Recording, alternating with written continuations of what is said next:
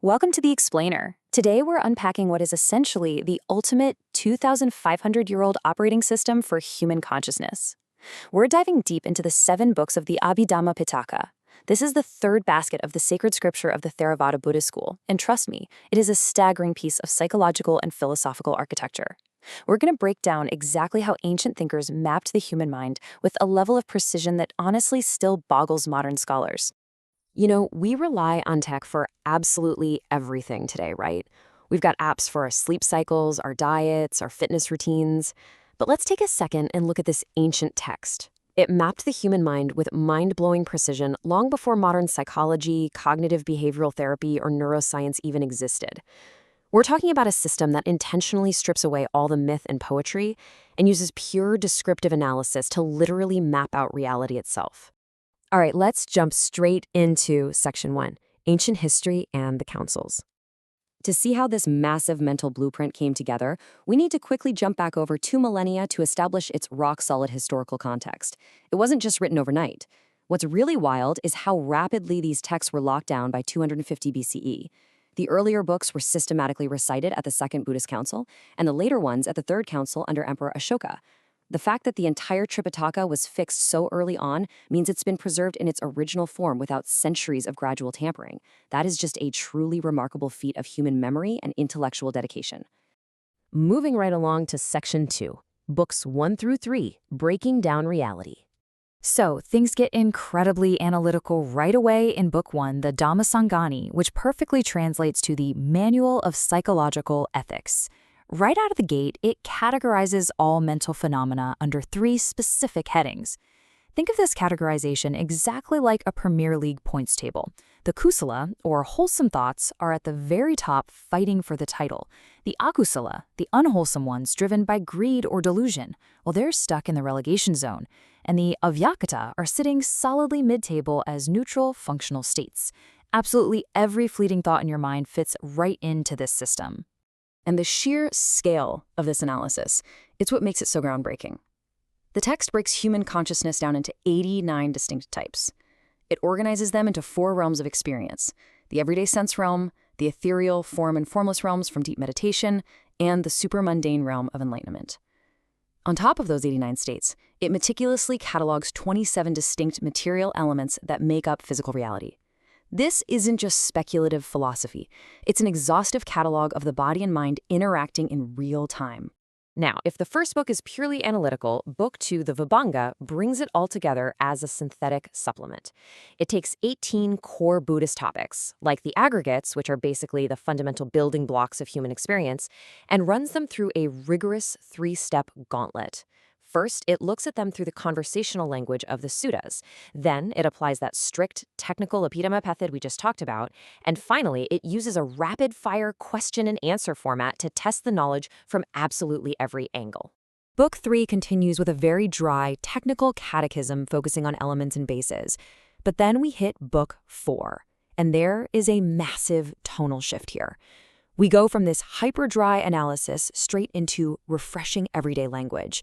Instead of breaking down abstract building blocks, Book 4 actually describes different types of people: everyday worldlings, trainees, fully awakened Buddhas, using beautiful, elaborate similes that ground all this heavy philosophy right back into the real world.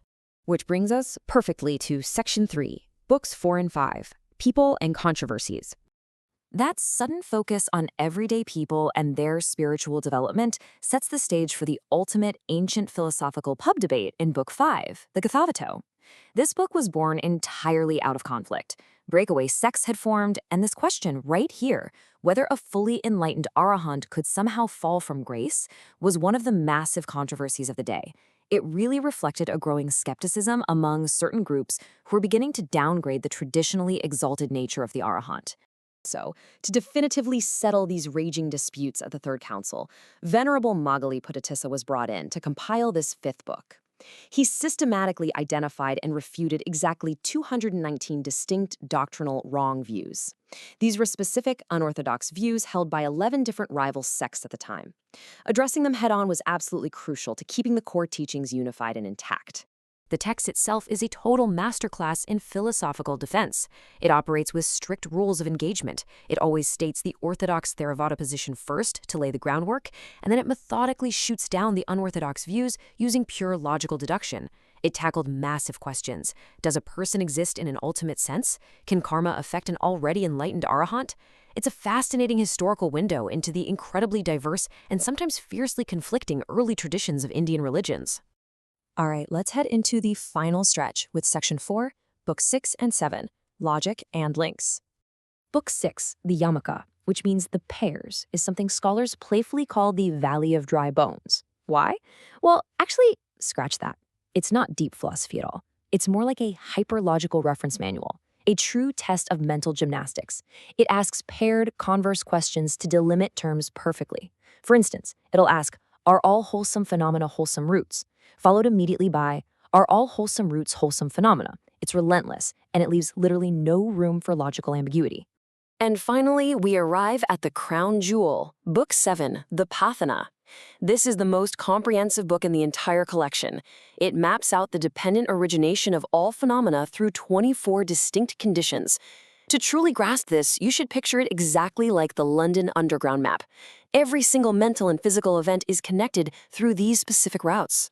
Maybe a thought arises because of a root condition, much like a train starting at its origin, or a proximity condition, where one thought follows the previous one simply because the track is clear. Navigating the mind through the Patana is exactly like trying to get from Piccadilly Circus to King's Cross. Every single thought relies on a constantly shifting web of interconnecting lines and transfers to exist. And the profound philosophical payoff of all this mapping is this. What we conveniently call I, or a person, is in an ultimate sense just a bundle of heavily conditioned, passing phenomena. There is no static passenger, there's only the movement of the trains. Wrapping up with Section 5, why this matters today. So let's bring it all together. You're probably wondering, why does this 2,500-year-old psychological breakdown matter to us right now? Well, this wasn't just ancient academic flexing. The Abhidhamma was meticulously designed as a highly practical, myth-free guide. By understanding the exact mechanics of your own consciousness, you're given the literal tools for ethical advancement. The ultimate goal isn't just to sound smart at a dinner party, it's escaping suffering entirely and doing it through your own mental discipline. I'm going to leave you with this final thought. Today, we're completely obsessed with tracking external data. We know our step counts, our screen time, our resting heart rate, but the ancients mapped human consciousness down to 89 distinct types, and they mapped the intricate web of reality with 24 precise conditions, all without a single microchip. They gave us a complete open-source manual for the mind. So maybe, just maybe, it's time we log off our devices for a bit and finally look inward.